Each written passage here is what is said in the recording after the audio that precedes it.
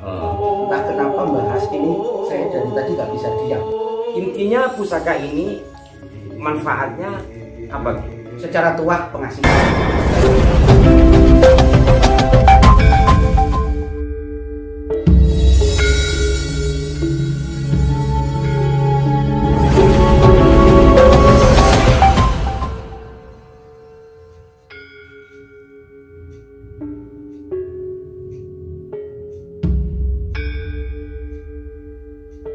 Semareko den prayitno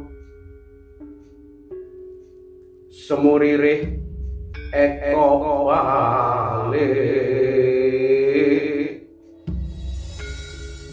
titiyoni kondoyoni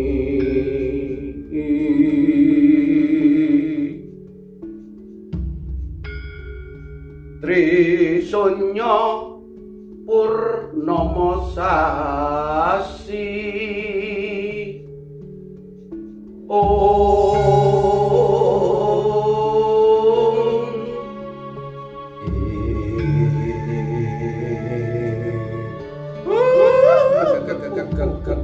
sak itu mel la. Assalamualaikum warahmatullahi wabarakatuh. Salam jumpa, salam sejahtera untuk Anda semua para pemirsa Aras 9 Sidi Wesi Adi. Sebagaimana Anda tadi telah menyimak sebuah lantunan kalimat indah dari Ki Cokro Santri, mungkin Anda sudah akan menebak bahwa yang akan kita kupas pada saat ini adalah pusaka bermotif semar. Ini janji kami kepada para pemirsa beberapa hari yang lalu karena ada penipuan lah ya terhadap seseorang dengan menggunakan seolah-olah pusaka, seolah-olah pusaka semar. Dan edisi yang lalu juga kami telah mengangkat salah satu dari pusaka semar yang memang berbentuk semar. Kali ini motifnya yang semar. Nah, karena memang semar itu ada beberapa varian. Iya, betul. Varian itu diantaranya misalkan ada semar yang lurus, tapi saya sedang belum ada, namanya semar petak. Semar petak itu dapurnya kayak brojol, tapi lurus, ada ganan semarnya. Nah, seperti itu. Tapi semarnya juga tidak terlalu terlihat miniatur semar banget, itu juga enggak. Ada yang model seperti agak abstrak, simbolis. Seperti itu ada ini. Yang saya pegang ini termasuk varian semar yang kalawijan. Kalawijan itu nyulayani adat. Iya betul. Kalau bahasa santrinya khorikul adat. Jadi di apa ya istilahnya itu kamus lah, kamus perdapuran itu tidak ada. Ensiklopedi itu diperkirakan tidak ada gitu ya. Tetapi secara rancang bangun, teknik tempat semuanya benar dan pasti akurasinya setiap dihadapkan pada senior pakerisan pasti mengakui bahwa itu adalah tosan aji. Itu adalah pusaka. Tapi melayani adat. Betul. Belum ada pembandingnya gitu ya. Betul. Dari sisi bentuk ya, dari sisi bentuk. Karena mungkin dikatakan kelompok kategori kalawijan itu adalah semacam ada request khusus. Kalau bahasa Maduranya itu limited edition. Ya. Custom. Oke, kita lanjut saja. Bismillahirrahmanirrahim. Wow, tadi pemirsa juga sudah melihat sambil dibacain apa saya nggak ngerti. Suluk semar.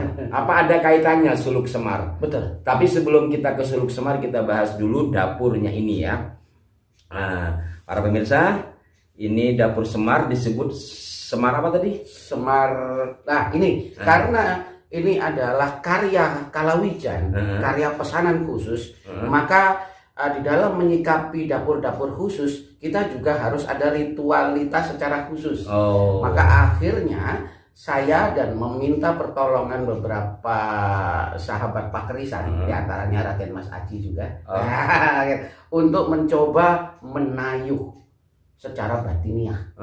Nah, dan ternyata tembus dari Taiwan kami, isoterinya atau daya yoninya itu menyebutkan atau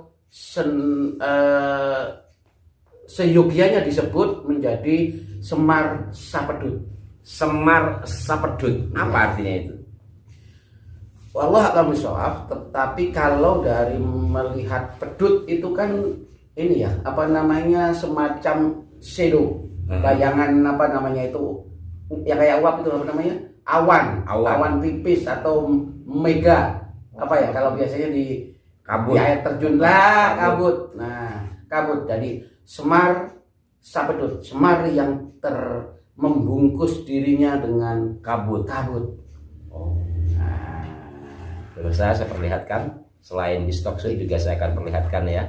Ini looknya ada 1, 2, 3, 4, 5, 6, 7.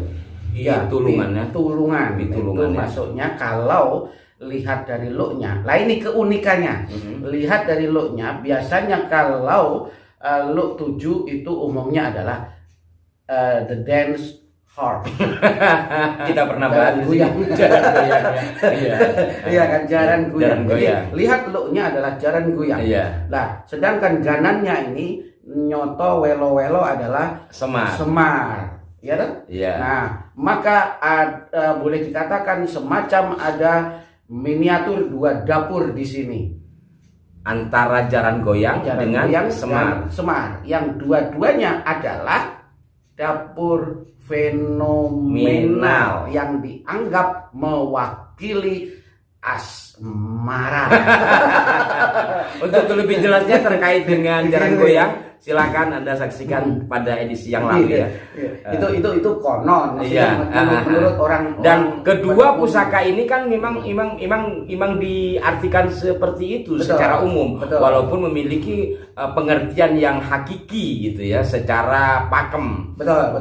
Tapi kita menyerahkan kepada siapa yang melakukannya lah. Betul. Pada intinya sama-sama memiliki nilai kebaikan gitu. Betul. Nah, khusus kepada semar sapedut ini ya, karena secara pakem kita tidak menemukan pembandingnya, hanya saja secara rancang bangun, material dan segala macamnya diakui ini adalah pusaka. Bahkan diperkirakan perpaduan antara jaran guyang dengan dapur semar. Maka secara arti filosofi ada pesan apa? Pesan diantaranya adalah, kalau jaran goyangnya kan jelas, kita cuplik aja ya, iya. Karena waktu itu sudah pernah kita jelaskan, jaran goyang adalah jaran melambangkan nafsu. Secara harfiahnya kan kuda, iya. Atau nafsu, lambang nafsu. Kuda itu dilambangkan adalah nafsu ingin menguasai dan sebagainya. Nah, itu goyang harus dipupus, dimandikan. Karena kuda itu kalau masih liar, itu kalau sering kita mandikan maka akan kutuk, maka akan tunduk. Nafsu kita pun kalau kita kuasai dengan kita mandikan dengan akhlak yang baik, kita mandikan dengan ibadah yang baik, maka pun akan menjadi baik. Nafsu itu akan nurun gitu. Pesan dari sang jaran goyangnya, pesan dari sang semarnya, bagagak ugak sak dulito mel. Nah, ini kaitannya dengan yang apa tadi, suluk semar itu. Nah, tadi jelas pesan dari jaran goyang dari nafsu ammarah menjadi mutmainnah. Gitu ya. Sekarang dari emel-emel pinter. Kadang-kadang. Dari emel-emel ini apa yang ingin disampaikan? Begegek ugek sak dulito langgeng gitu, pokoknya mel itu makan. Uang nek pingin ngemil, pingin makan, pingin bisa makan, pingin bisa menghidupi diri sendiri dan keluarga, maka jangan begegek ugek, jangan hanya diam, ugek.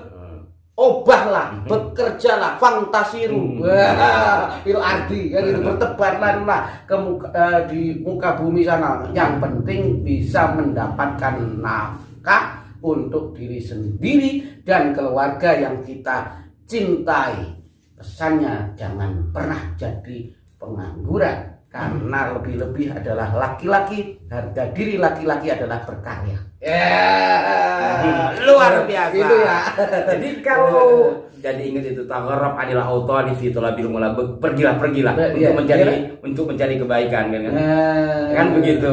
Fasafir fafil asfari khamsu fawaidi, nanti kita bahas itu. Nah, kita sekarang fokus kepada dua pengertian ketika digabungkan. Yang satu lebih kepada bagaimana menempa diri supaya menjadi insan yang baik. Kedua, kurang lebih arah ke sana ya. Yang kedua adalah bagaimana kita memfungsikan diri sebagai manusia yang tidak berhenti berusaha, dinamis untuk selalu berkarya lebih baik. Maka bagi pemegang pusaka ini, apa yang akan diterima secara yoni, yang akan didapat selain pesannya seperti itu? Pesannya seperti itu otomatis akan menjadikan manusia yang kualitas luar dan dalam, lahir dan batin, sehingga tadi istilahnya kan sunatullahnya dijalankan. Mbel tadi nggak boleh nggak boleh begegek, nggak boleh begegek, nggak boleh diam tadi. Berkarya, bekerja, mencoba, mencari peluang dan sebagainya. Maka ini kan sunnahnya sudah dijalankan. Nah, maka nanti oleh Tuhan pasti akan diberikan mutmainah dan keberuntungan tadi. Wow. Pitung moko pitulungane Gusti pasti akan menyertai. Amin. Pertolongan Tuhan itu akan menyertai. Ini dari tambah lagi sisi yoninya yang dipercaya oleh masyarakat. Dua-dua, kalau dianggap dapur dua, kalau dianggap dua dapur, ini sohibul mahabbah. Ini yang saya mau tanya tadi, karena itu dari sisi pakem ya, sisi pakem yang utama, artinya pada spiritualitas dan usaha. Sementara dari sisi yang agak ke pinggir sedikit karena diyakini dalam kaitannya terhadap dunia percintaan, kan dua-duanya memiliki makna percintaan. Ini bicara esoterik. Entah kenapa bahas ini saya dari tadi gak bisa diam. Sampai semangat ya. Biasanya saya yang semangat. Itu tadi. Mel itu.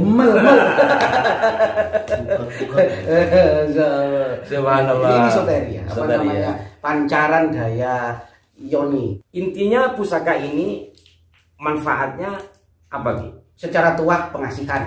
Secara tuah kepengasihan ya. Pengasihan. Nah, maka untuk syaratnya agar orang semakin dikasihi, semakin kepelet kepada kita, maka tadi krembiah